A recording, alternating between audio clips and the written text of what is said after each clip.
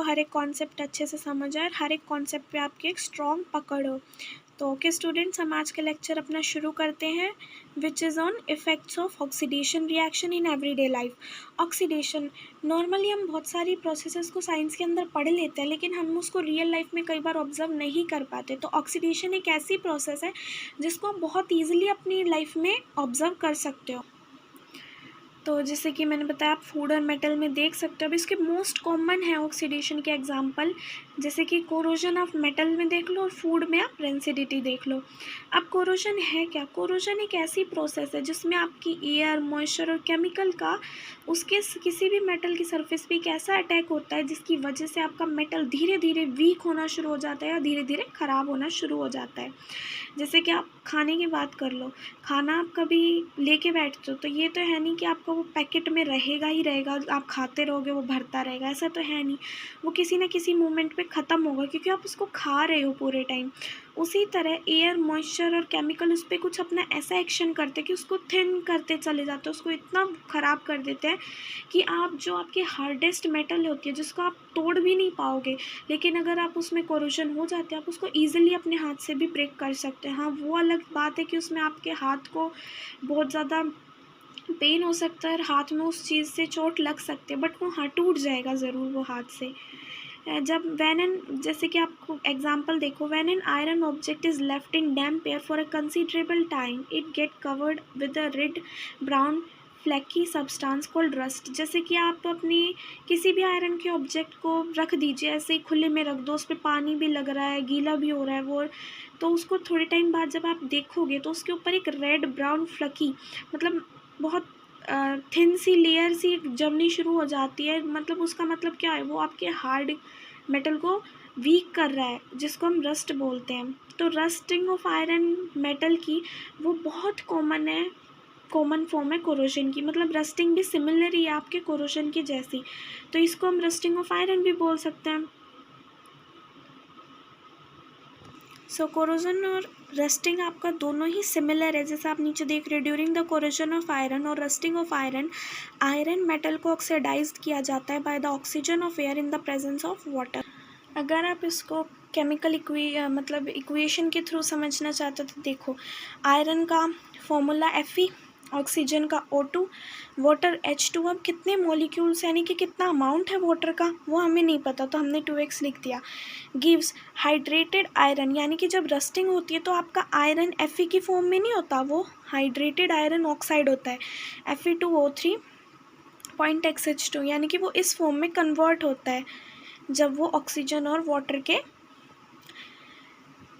Contact में आता है, तो वो आयरन ऑक्साइड बना देता है, hydrated iron oxide, which is known as rust. अब जैसे मैं आपको इमेज के थ्रू भी दिखाने की कोशिश करूँ तो इस तरीके से आपकी रस्टिंग होने के बाद आपका कोई भी मेटल, चाहे वो आयरन हो, स्टील हो, मतलब आपने देखा होगा फ्रिजेस भी होते हैं, फ्रिजेस के भी कई बार गेट इस तरीके से ही ख़राब होते चले जाते हैं, तो इन सब में कोरोजन हो जाता है, यानी कि अनवांटेड ऑक्सीडेशन हो जाती है उस मेटल की। ओके, जो आपकी ये रस्टिंग ऑफ आयरन होती है, रिडॉक्स रिएक्शन होते हैं। What is redox reaction? These are the reaction in which the oxidation as well as reduction takes place. इसके बारे में आपको डिटेल में नेक्स्ट चैप्टर्स में देखने को मिलेगा कि कैसे रिडॉक्स रिएक्शन होती है, एक्चुअल में कैसे ये अकर करती है, वो सब कुछ। रस्ट इज़ अब रस्ट क्या है? रस्ट एक सॉफ्ट और पोरस सब्सटेंस बन जाता है जो ग्रेजुअली फॉल ऑफ करता रहता है अपने सब्सटेंस से। लाइक आयरन में अगर रस्टिंग हो गई, रस्ट होने के बाद वो झड़ता चला जाएगा, जब भी तो वो पतला होगा, तो वो झड़ झड़ के नीचे गिरता चला जाएगा और आपका आयरन बहुत ही ज़्यादा पोरस और बहुत ही ज़्यादा सॉफ्ट होता चला जाएगा, जिससे आपको उसे डैमेज करने में ज़्यादा टाइम नहीं लगेगा, आप उसको ईजिली तोड़ सकते हो और फिर उसको ईजिली आप डिस्ट्रॉय कर सकते हो। और इस तरीके से जैसे जैसे ऊपर की परतें ख़राब होती चली जाएंगी वो फॉल ऑफ करेंगे और नीचे रस्टिंग शुरू हो जाएगी आयरन में। ये एक तरह की कंटिन्यूस प्रोसेस है, अगर इसको टाइम रहते नहीं हम इसको रोक पाए तो ये पूरे आयरन के ऑब्जेक्ट को ख़राब कर देगी, डिस्ट्रॉय कर देगी। आप उसको, मतलब जो आपका आयरन ऑब्जेक्ट कितना स्ट्रॉन्ग ऑब्जेक्ट था वो अब पोरस होता होता इतना सॉफ्ट होता चला जाएगा और इतना थिन होता चला जाएगा कि उसको आप जिस मोटिव के लिए यूज़ करने वाले थे वो कर ही नहीं पाओगे। कोरोजन क्या करता है, कोरोजन एक्चुअल में वीक करता है क्योंकि वो उसकी बॉडी से उसके मास को हटाता चला जाता है। और आयरन, स्टील ऑब्जेक्ट्स और स्ट्रक्चर, जैसे कि आप रेलिंग्स देख लेते हो, कार की बॉडीज़ पे लग जाता है।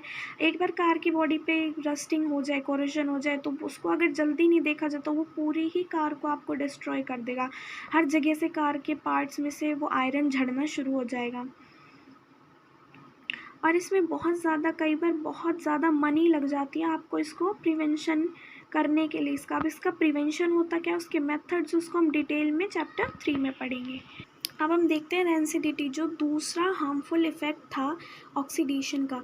अब आप कई बार मार्केट से या फिर शॉप से जो भी कुरकुरे, टकाटक इनके पैकेट्स लाते हो, कई बार होता है कि उनके टेस्ट बहुत गंदा आता है। वो टेस्ट गंदा इसलिए नहीं आता कि आपका मन ख़राब है, वो टेस्ट गंदा इसलिए आता है क्योंकि वो फूड रेंसिड हो चुका है। बिकॉज़ आपके इस तरह के फूड में फ़ैट तो होता ही है, एज़ वेल एज़ ऑयल भी होता है। तो जब इन सामान को या जब इन पैकेट्स को बहुत लंबे टाइम तक रखे रहते हैं, तो यहाँ पर ना एक अनवांटेड ऑक्सीडेशन हो जाता है हमारी एयर की वजह से, और जिसकी वजह से उसका टेस्ट और उसमें से एक अनप्लीजेंट सी स्मेल आने लग जाते हैं। पर फिर भी आप कई बार खा लेते हो कि शायद मेरे को ही लग रहा है, तो नहीं, वो फूड आपका रेंसिड हो चुका है, वो ख़राब हो चुका है, उसे मत खाओ। जब फैट और oil present in food materials get oxidised by the oxygen, their oxidation product have unpleasant smell and taste. समझ आ गया?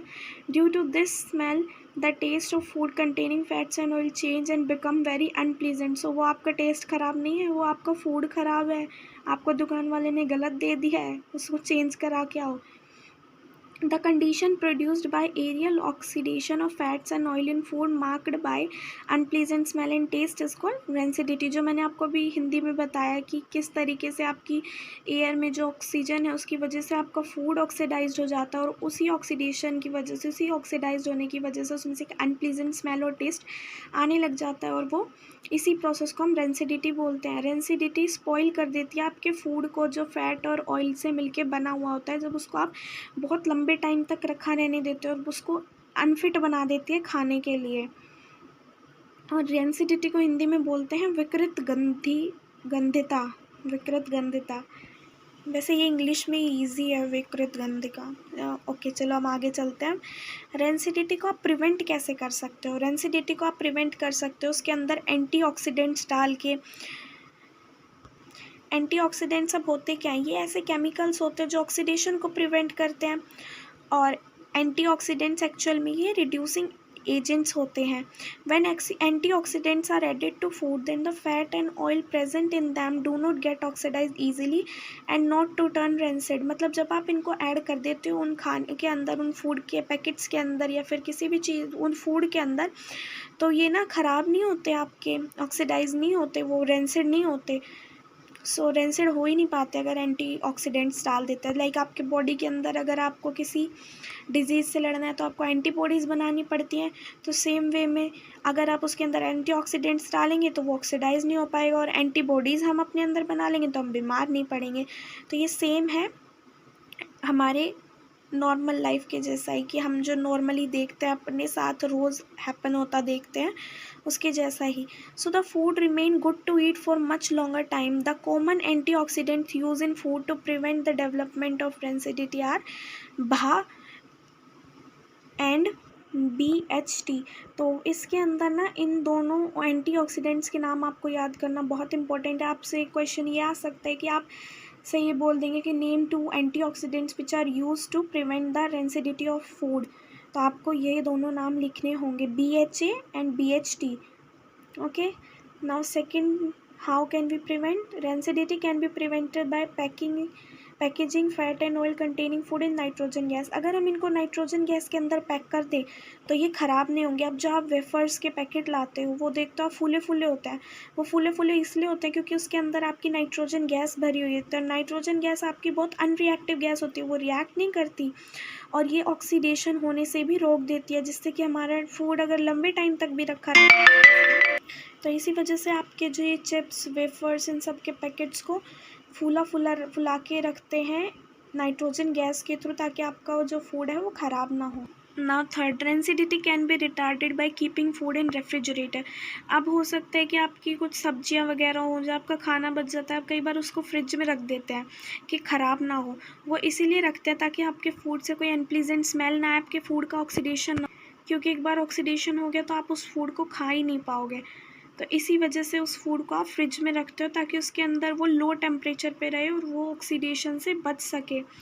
When the food is kept in a refrigerator, the oxidation of fat and oil in it is slowed down due to low temperature, क्योंकि fridge के अंदर temperature low होता है और low temperature के अंदर हम ऑक्सीडेशन की प्रोसेस को बहुत स्लो कर सकते हैं। सो द डेवलपमेंट ऑफ, अगर ऑक्सीडेशन स्लो हो गया तो रेंसिडिटी भी स्लो हो जाएगी। तो इस तरीके से भी हम प्रिवेंट कर सकते हैं। अब थर्ड के बाद fourth, rancidity can B retarded bye storing food in air tight containers. अगर हम एयर टाइट कंटेनर्स में रख देंगे तो क्या उसके अंदर एयर जा पाएगी? एयर नहीं जा पाएगी, तो वहाँ पे ऑक्सीजन नहीं होगी। ऑक्सीजन नहीं होगी तो ऑक्सीडेशन नहीं होगा, और ऑक्सीडेशन नहीं होगा तो रेंसिड नहीं होगा। तो इस वजह से हम उसको एयर टाइट कंटेनर्स के अंदर रख के भी वहाँ पे रेंसिडिटी को स्लो डाउन कर सकते हैं या फिर प्रिवेंट कर सकते हैं। Rancidity can B retarded bye storing the food away from the light. आप लाइट से अवे इसलिए रखते हो because in the absence of light the oxidation of fat and oil present in the food slow down. क्योंकि light के absence में जो rancidity है या ऑक्सीडेशन की प्रोसेस है वो स्लो डाउन हो जाती है, जिससे आपकी रेंसिडिटी भी स्लो डाउन हो जाती है। ओके, तो ये था आपका अब तक का फर्स्ट चैप्टर। अब आपका ये फर्स्ट चैप्टर कंप्लीट हो रहा है यहाँ पे। अब हम मिलेंगे नेक्स्ट लेक्चर में नेक्स्ट चैप्टर के साथ। सो बाय।